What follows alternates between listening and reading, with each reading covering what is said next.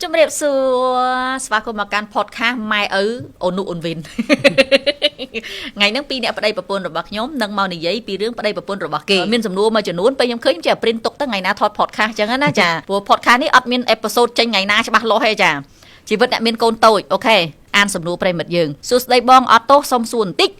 bao ở đây bà pôn chlu bà cày kia hai phía kia hàng ở đây trên pi tè đôi này giấy thá quạt trong từ ngắt pi 7 ngày trăm à ram ló trăm một này giấy kia quạt bao vừa cái chọ phải che tái pe khăng chlu kia con giấy tha lên kia quạt chặt hai lạ nằng lạ tái pe tranh tư nó quạt mình bán tẹt to mà rồi dạ pe du hai chẳng giấy thật tư pi 7 ngày và ta lại nó tranh tư nó tẹt to quạt bán nó hiện du hai chẳng ở đang du hai năng màn ngày á rồi còn màn khai nhôm chia diêm tẹt to từ quạt tam cột một show bay hai tái tẹt to mình bàn hai quạt con mình tẹt to một vinh tái bụi dướng mình toan bàn lên kia tê quạt từ hai phơ đôi mình nuốt luôn mùi mình phon mình khoai mình chát bà róm sọc tục propon côn ai bụi dướng chăm phơi rót ngày ta nhôm trâu phơ dạng mạch bong còn tái giúp đại quạt tranh pi tè ban và hai mùi máu nhôm kho tới quạt vậy thá nơi xả lánh propon côn còn tái đo ngày nít tai chỉ miên đầm nằng quạt và trẻ thèm đây propon ná có chlu khnia đại ca vô cho làm riêng khla bong hai quạt mình ba chất đập hai person hai miên mà đai quạt nơi pi cào nè rung ở tranh pi tè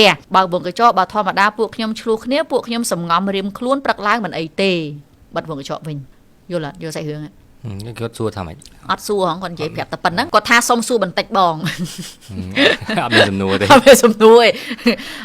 cứ ban đây tha phải chỉ quạt tròn vậy tham thò mà đá ở đây bốn tayแต่មានបញ្ហាឆ្លុះបកាយគ្នាអញ្ចឹងណាហើយគាត់បើមកចូលថាតាមធម្មតាគាត់សង្ងំរៀងខ្លួនផឹកឡើងលេងអីធ្លាប់អញ្ចឹងពីមុនមកតែឥឡូវមានរឿងបហាក់បហាយគ្នាប៉ិនគ្នាអីដែរប៉ុន្តែបែរជាចេញពីផ្ទះហេតុផលមួយហ្នឹងប្រហែលជាមានម្ដាយគាត់រុញពីក្រោយឲ្យចេញពីផ្ទះអីចឹងទៅប៉ណ្ណឹងយើងអត់ដឹងការពិតមិនហ្នឹងគ្រាន់តែសាច់រឿងរបស់ប្រិមិត្តអញ្ចឹងឥឡូវអូនសួរមួយថ្ងៃចេះវិញតើនៅពេលដែលខឹងអីហ្នឹងភាគីម្ខាងដកខ្លួនចេញទៅបាត់អញ្ចឹងជាជំរឿសល្អអត់ពេលដែលស្ដាប់ហ្នឹងដំបូងដែលបងគិតមុនគេហ្នឹងគឺអាសាមើលព័ត៌មានអត់និយាយមែនតើគឺរឿងសុវត្ថិភាពព្រោះគីឡូស្មាតូផ្លូវ60ម៉ែត្ររឿងច្រើនគីឡូ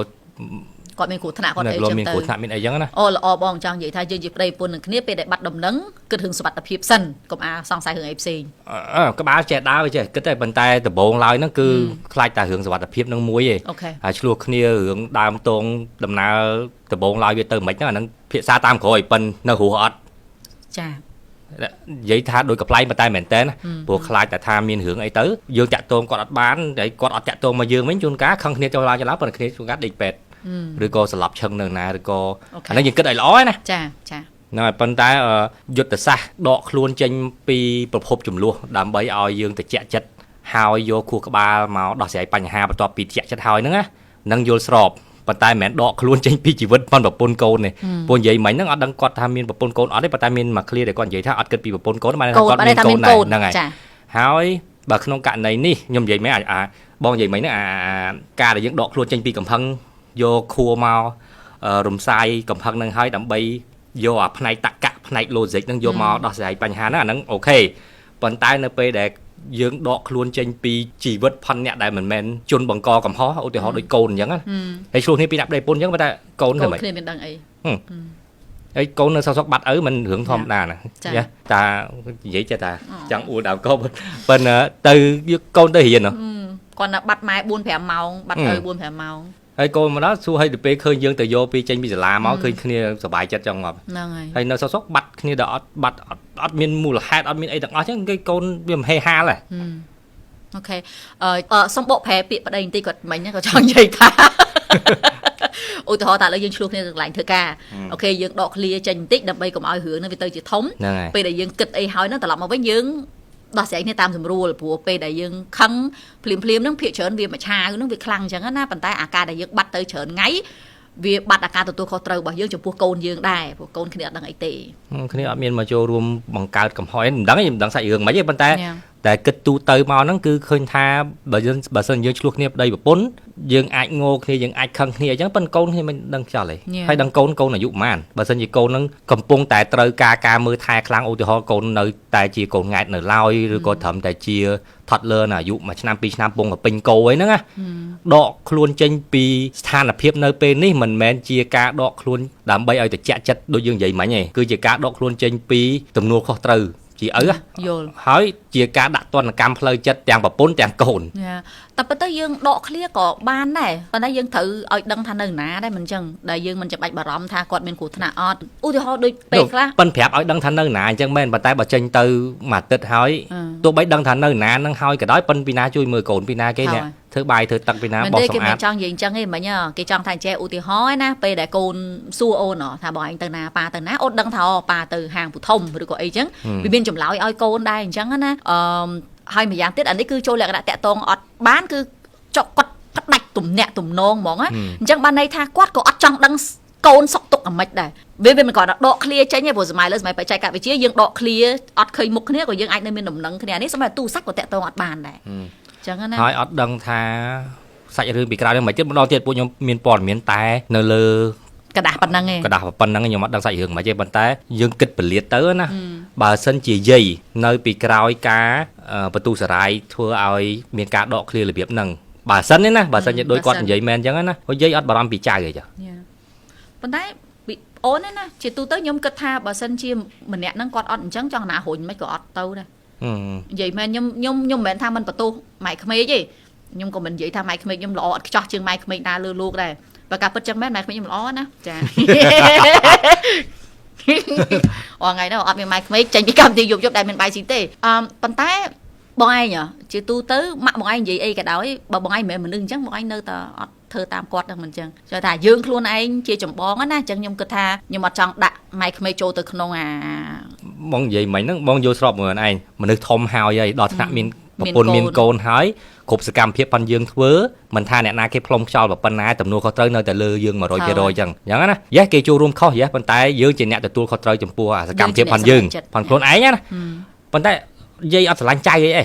ចង់និយាយថាខុសគ្នាមួយណាខុសប្រពន្ធខុសប្តីខុសឲ្យខ្វល់ប៉ុន្តែធម្មតាយាយមិនត្រូវចង់ឲ្យចៅបានចង់ឲ្យចៅមានឪហៅចង់យ៉ាងហើយណាក៏ត្រូវសួរសុកទុកឯងមិនដាច់ភឹងអញ្ចឹងមែនទេអូខេប៉ុន្តែអ្វីមួយដែលអូនចាប់អារម្មណ៍គាត់បើកមុខកញ្ចក់ណាគាត់ថាបើធម្មតាពួកខ្ញុំឆ្លោះគ្នាពួកខ្ញុំសំងងរៀងខ្លួនព្រឹកឡើងមិនអីទេខ្ញុំគិតថាកន្លែងហ្នឹងគាត់ចង់បញ្ជាក់ថារឿងវាឆ្លោះគ្នាមកក៏រៀងញឹកញាប់ដែរប៉ុន្តែដេករៀងខ្លួនទៅព្រលឹមឡើងលេងអីណាអាហ្នឹងប្រហែលជាគាត់ចង់បញ្ជាក់ថារឿងល្អតែបើសម្រាប់ខ្ញុំអានកន្លែងហ្នឹងណាខ្ញុំបែរជាមានអារម្មណ៍ថាប្រហែលជាអាហ្នឹងក៏ជាហេតុផលមួយដែលធ្វើឲ្យគាត់ដកឃ្លាចេញអាហ្នឹងដូចរឿងទុយយើងអត់ព្រមដោះស្រាយអញ្ចឹងវាទៅជាសម្ពាធផ្លូវចិត្តខ្លាំងខ្លាពីព្រោះការដកខ្លួនចេញទាំងស្រុងហ្នឹងយើងនិយាយមិញហ្នឹងគាត់មិនមានទំនួលខុសត្រូវ